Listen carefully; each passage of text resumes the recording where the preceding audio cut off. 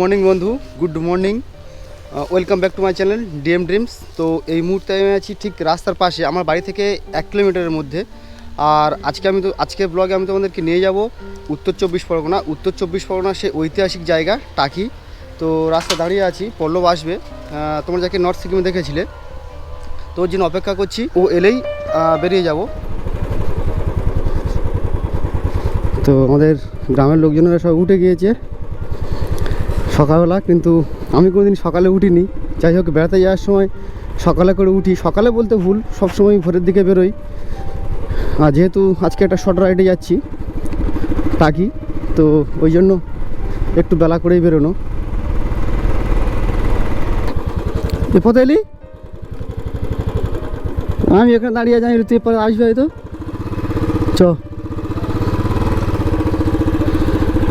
তো তোমরা সবাই জানো আমি ডায়মন্ড হারবারের কাছ থেকে এই রাইডটা শুরু করি।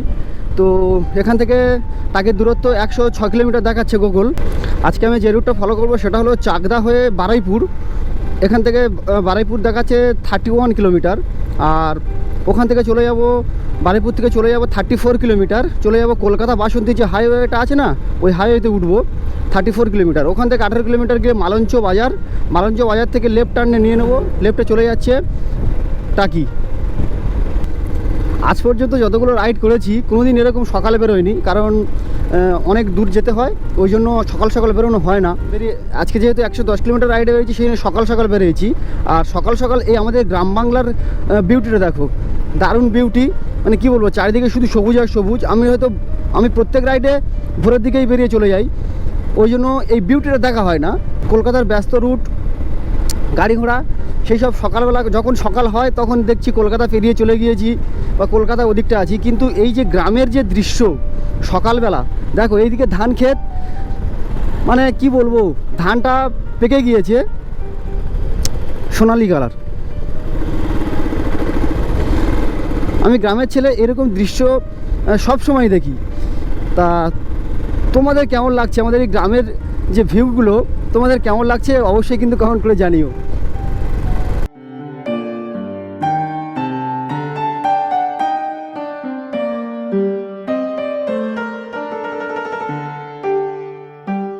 চাকদাহ থেকে যে রাস্তাটা চলে গিয়েছে জুলপিয়ার দিকে, রাস্তাটা খুব সরু, দেখতে পাচ্ছ রাস্তাটা খুব সরু। দুটো গাড়ি, মানে দুটো 4 হুইলার পাস করা যাবে, এর বেশি আর না।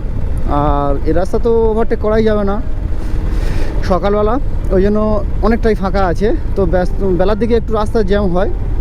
আর রাস্তার কন্ডিশন বলতে, রাস্তার কন্ডিশন ভালো, রাস্তাটা একটু সরু আছে আর খালি খালি বাম্পার আছে। মানে কি বলবো, একটু ছাড়াছাড়ি 1 কিলোমিটার বাদেই একটা করে বাম্পার পড়ে যাচ্ছে। সকালের দিকে এই রাস্তায় যাচ্ছি বলে কি সুন্দর চলে যাচ্ছি, কোনো জ্যাম নেই, কিছু নেই। এই রাস্তায় বহুবার আমি আগে গিয়েছি, এরকম রাস্তা কোনোদিনও পাইনি। তো যারা যায় এই রাস্তায় কন্টিনিউ, তারা জানে এই রাস্তাটা কেমন। বেশ সকালে যাওয়ার মজাটাই আলাদা। বলতে দেখতে পাচ্ছ তো, একটুখানি করে গেলেই বাম্পার, এই একটা বাম্পার পেরিয়ে এলাম, এই সামনে দেখো আবার বাম্পার।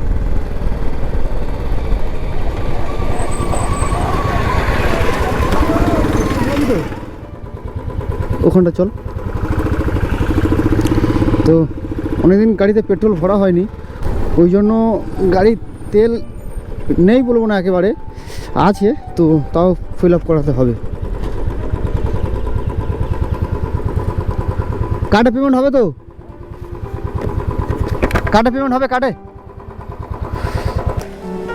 ফুল। ফুল। তো তোমরা দেখলে তেল ভরালাম 106 টাকা করে রেট, আর 900 টাকা তেল ভরালাম, প্রায় 9 লিটারের কাছাকাছি। পল্লবকে জিজ্ঞাসা করছিলাম যে ফাঁকা রাস্তা আছে, তুই কেন এগোতে পারছিস না? ও বললো যেটা, যে খুব ঠান্ডা লাগছে। আমি তো রাইডিং জ্যাকেট পরে আছি, আমার খুব একটা কিছু ঠান্ডা লাগছে না, কিন্তু ও রাইডিং জ্যাকেট পরে নেই, ও একটা হুডি পরে আছে, ওই জন্য ওর ঠান্ডা লাগছে খুব। তো চাপ নেই, বললাম আস্তে আস্তে আয়, অসুবিধা নেই। নাহলে যা রাস্তা, ফাঁকা রাস্তা 65-70 গেলে কোনো অসুবিধা হবে না, কিন্তু ঠান্ডা লাগলে কি আর করা যাবে। 25 কিলোমিটার রাইড করে চলে এলাম জুলপিয়া। আর দেখছো বোর্ডটা দেখো, বাঁদিকে আমতলা, ডান দিকে বারুইপুর।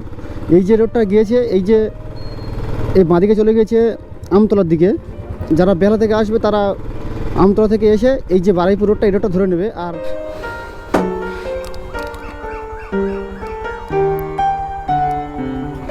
তো এখানে পল্লবী গাড়িটা চলতে চলতে হঠাৎ বন্ধ হয়ে গিয়েছিল, গাড়িটা কোনো মতেই স্টার্ট নিচ্ছিল না। তো চিন্তায় পড়ে গিয়েছিলাম, এমন একটা জায়গা বারুইপুর ফেলে চলে এসেছি আর চাম্পাহাটি রোড এখনও ধরিনি।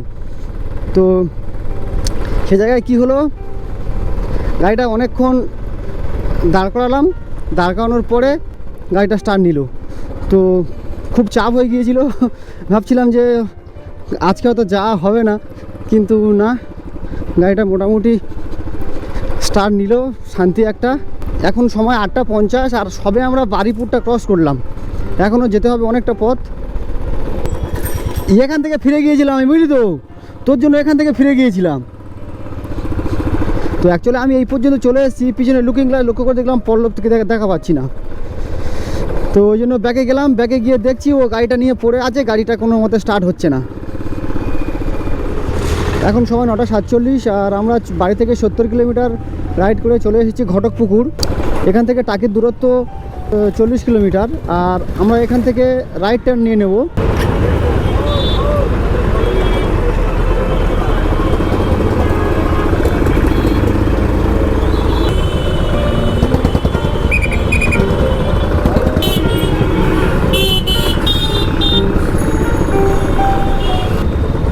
এই জায়গাটা খুব দেখতে পাচ্ছ কতজন ট্রাফিক সামলাচ্ছে, এখানটা প্রচুর জ্যাম। তো এখন খেতে হবে, খিদে পেয়েছে, খেতে হবে, এবার খেতে হবে তো। হ্যাঁ, এবার দোকান থেকে একটা দাঁড়াতে হবে।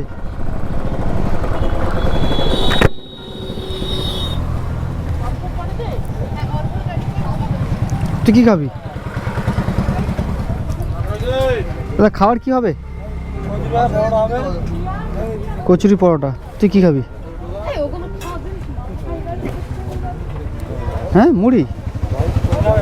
মুড়ি হবে দাদা, মুড়ি হবে, মুড়ি। হ্যাঁ, তাহলে মুড়ি ঘুগনি দেন। তো এই মুহূর্তে আছি রাস্তার ঠিক পাশটাতে একটা রেস্টুরেন্টের দোকান ঘটকপুকুর ছেড়ে একটু দূরে চলে এসেছি আমরা। ঘটকপুরের মোড়ে অনেক দোকান ছিল, কিন্তু ওখানটায় এত যানজট ছিল, ওখানটা আমরা দাঁড়াইনি আর, ওই জন্য চলে এসেছি ঘটকপুকুর ছেড়ে একটু। আর আমরা নিয়েছি ব্রেকফাস্ট। সবসময় মুড়ি ঘুগনি খাই, কারণ রাইড করলে অনেক খাবার ঠিক হজম হতে চায় না। এক জায়গাতে বসে থাকি, বসে বসে রাইড করতে হয়, ওই জন্য খাবার ঠিক হজম হতে চায় না। তো আমরা নিয়েছি মুড়ি ঘুগনি আর যদি পারি হচ্ছে একটু ডিম খেয়ে নেবো, ডিম ভাজা। তো তোমাদের সঙ্গে দেখা হবে রাস্তাতে, খাওয়া দাওয়াটা করে নিই আবার। তো এখান থেকে আমরা ব্রেকফাস্ট করলাম, ব্রেকফাস্টে খেলাম মুড়ি ঘুগনি আর ডিম ভাজা। আমাদের মুড়ি ঘুগনি নিল 15 টাকা করে প্লেট আর ডিম ভাজা নিল 10 টাকা করে, দুজনের 50 টাকা খরচ হলো। দেখতে পাচ্ছি এখান থেকে বাসন্তী লেখা আছে 62 কিলোমিটার, মালঞ্চ 17 কিলোমিটার, আর কি এটা মিনাখান 12 কিলোমিটার। তো আমরা যাবো মালঞ্চ, এখান থেকে মালঞ্চ 17 কিলোমিটার, আর ওখান থেকে টাকি আরও 20 কিলোমিটার ধরো।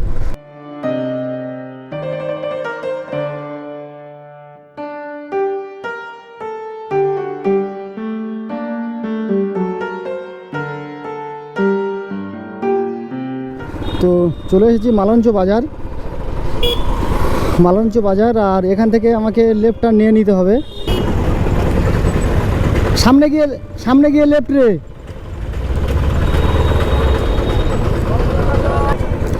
তো এই যে স্ট্রেট রাস্তা চলে যাচ্ছে, এটা চলে যাচ্ছে বাসন্তী, আর আমি চলে যাব লেফটে চলে যাচ্ছে টাকি।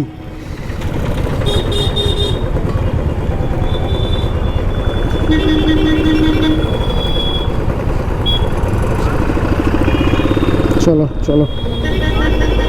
এই মালঞ্চ বাজারটা একটু জ্যাম হয়, তো বেশিক্ষণের জন্য, অল্পের জন্য ঠিকই আছে।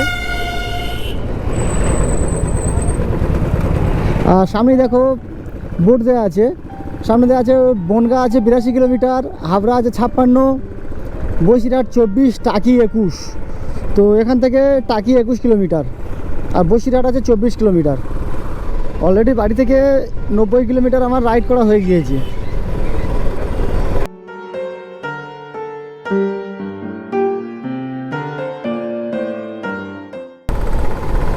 আর ব্রিজটা দেখো, দারুণ, কত বড় ব্রিজ, আর তলা থেকে বয়ে গিয়েছে বিদ্যাধরী নদী। গাড়ি কি ফের সেই সমস্যাটা হয়েছে? হ্যাঁ, ফের সেই সমস্যাটা হয়েছে। ওই কিক নিচ্ছে না, গিয়ার নিউট্রাল কর দেখি।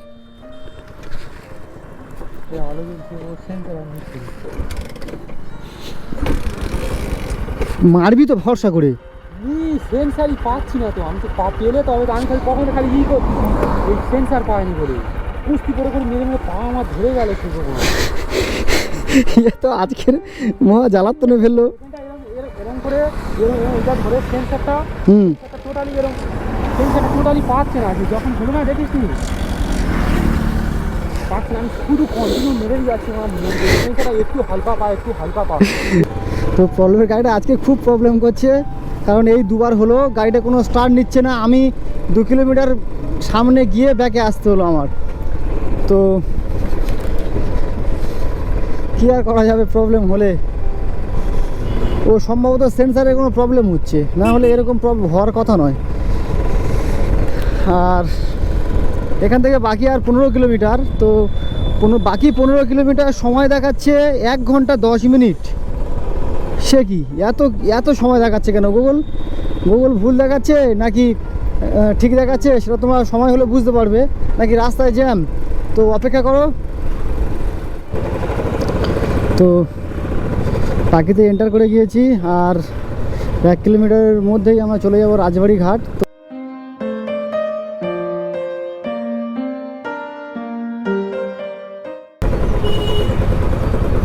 এই ডান দিকে আছে টাকি পৌরসভা, দেখতে পাচ্ছ পৌরসভার গেট, ডান দিকে টাকি পৌরসভা। ফাইনালি চলে এলাম টাকি রাজবাড়ি ঘাট। তো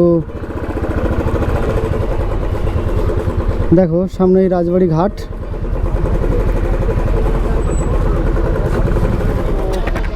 তো বন্ধুরা, আমরা আমাদের ডেস্টিনেশন টাকি রাজবাড়ি ঘাট। তা তোমরা দেখো এই হলো নৌকাগুলো বাঁধা আছে, আর ওই ইন্ডিয়ার পতাকা উঠছে, আর ঠিক ওপারটাতে আছে বাংলাদেশ। আমরা চলে এসেছি রাজবাড়ি ঘাট।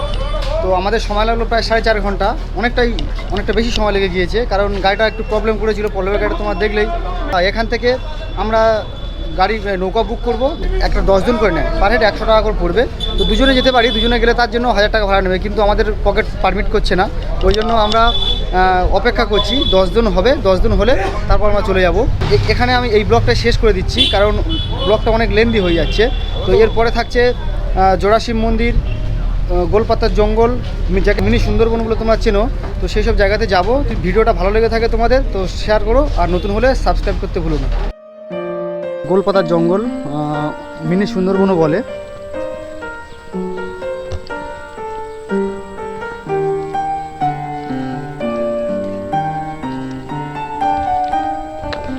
এই যে গাছটা দেখছো, এটা আমাদের ওখানটায় ডাব গাছের মতো পাতা, এই যে লম্বা পাতা, কিন্তু এটাকে অ্যাকচুয়ালি গোলপাতা বলে। দেখো